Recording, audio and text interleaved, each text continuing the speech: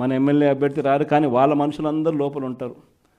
అక్కడ ఇంకా నకిలీ వార్డు మెంబర్లతో ఐడి కార్డులు క్రియేట్ చేసి ఎన్నికల అధికారి లాస్ట్కి అది నకిలీ, ఇవి మేము ఒప్పుకోము అని చెప్తే ఎన్నిక వాయిదా జరిగింది. అది మళ్ళా రెండో రోజు మళ్ళీ ఎన్నికకి పిలిచినారు.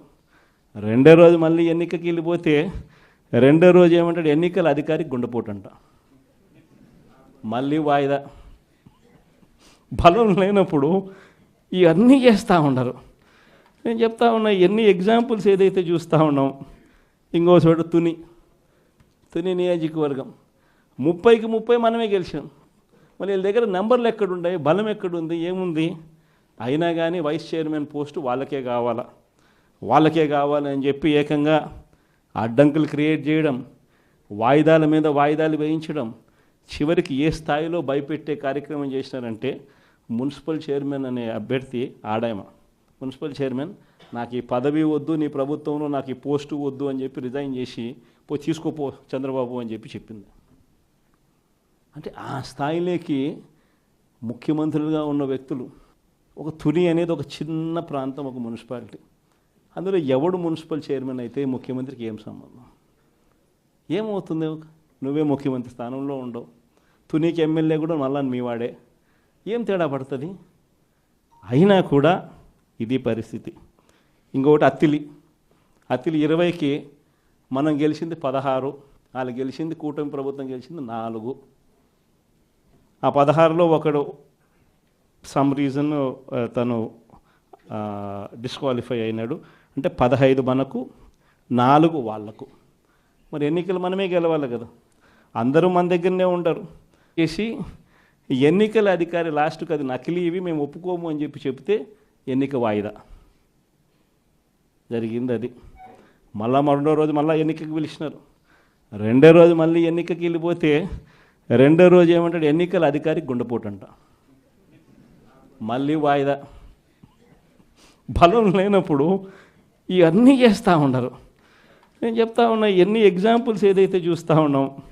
ఇంకో చోట తుని నియోజకవర్గం 30కి 30 మనమే గెలిచాం.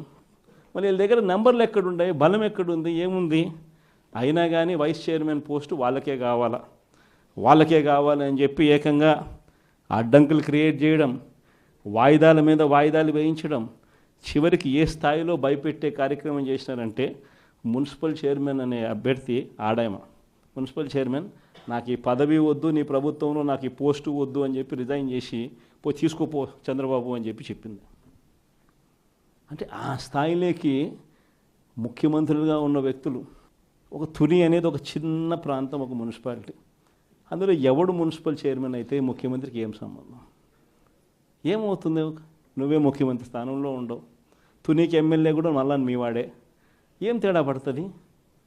అయినా కూడా ఇది పరిస్థితి. ఇంకొకటి అత్తిలి 20కి మనం గెలిచింది 16, వాళ్ళు గెలిచింది, కూటమి ప్రభుత్వం గెలిచింది 4. ఆ 16లో ఒకడు సమ్ రీజన్ తను డిస్క్వాలిఫై అయినాడు.